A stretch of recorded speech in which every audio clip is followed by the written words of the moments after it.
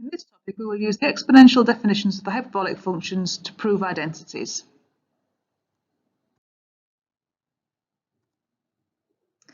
We'd start by recalling that the hyperbolic functions sin x, cos x and tan x can all be written in exponential form. So sin x is e to the x minus e to the minus x over 2. Cos x is e to the x plus e to the minus x all over 2. And tan x can be found by dividing sin x by cos x and simplifying to give us tan x equals e to the x minus e to the minus x over e to the x plus e to the minus x. We're going to use these three to help us solve or prove some definitions. We've already seen that the trigonometric identity tan x equals sin x over cos x has an equivalent in hyperbolic form, tan x equals sin x over cos x. We may consider, is this true? We know that cos squared x plus sin squared x equals 1 in trigonometric functions. Is the hyperbolic version also true? We can use the exponential forms of cos x and sin x to help us find this. So cos squared x will just be cos x here but squared. If we were to expand this, we would get e to the 2x plus 2 plus e to the minus 2x all over 4. Similarly, for sin squared x, we can square the expression for sin x, leading us to e to the 2x minus 2 plus e to the minus 2x all over 4. If we were to add these two together, they're already over a common denominator, so we can add these together easily and simplify. We don't end up with 1, we end up with e to the 2x plus e to the minus 2x all over 2. You may recognise this, actually, as cos 2x. It's the rule for cos, but with 2x instead of 1x. However, this is not the case.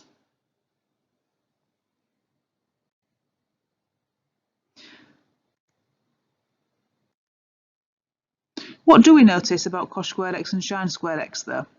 If instead of adding, if we were to subtract, we would find that cos squared x minus sin squared x, we would find that all of the terms would cancel apart from 4 over 4, leading us to 1. So we can see that in this case, it is a slightly different identity to the trigonometric case. We have cos squared x minus sin squared x equals 1. We do need to be careful to make sure that we don't always use the trigonometric identities in exactly the same way, as sometimes they're slightly different in hyperbolic form. So here we have cos squared x minus sin squared x is 1. This is also given to us in the formula book. I'm now going to use these exponential expressions to prove the identity that sin 2x is always 2 sin x cos x. When you are proving identities like this, it's important to remember that we are not trying to solve an equation, so therefore we cannot work on both sides at the same time. What we need to do is start with one side, simplify this down using rules, and end up with the other side. Usually it's easy if you start with the more complicated side and simplify it until we get to the less complicated side. I am just going to evaluate the left-hand side here so that I know what I'm aiming for, but then I'm going to start with the right-hand side. So sin 2x, I'm just going to substitute 2x into the formula for sin. So e to the 2x minus e to the minus 2x all over 2. So this is sin 2x, this is just so that I know what I'm aiming for. I'm now going to start with the right-hand side only. 2 sin x cos x. I'm going to try to show that this is equivalent to sin 2x. So I'm going to substitute in the exponential form for sin x, e to the x minus e to the minus x over 2, and the exponential form of cos x, which is e to the x plus e to the minus x over 2. I'm then just going to expand this out. So expanding the two brackets, I get 4 for the denominator, and then multiplying the numerators, I get e to the 2x. I'm then going to get plus e to the 0 and minus e to the 0. So this is plus 1 and minus 1. I'm then going to get minus e to the minus 2x. So we can see here that we get 2 and 4.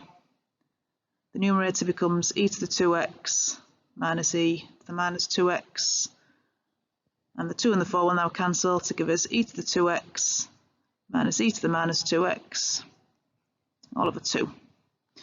This is the expression that we saw earlier. This is sine 2x as required. So you can see that what we've done here is we've started with one side only, and we have manipulated this, simplified it down, ended with the other side only. Therefore, we have proven that sine 2x is always the same as 2 sine x cos x. Now complete exercise 5b on page 105.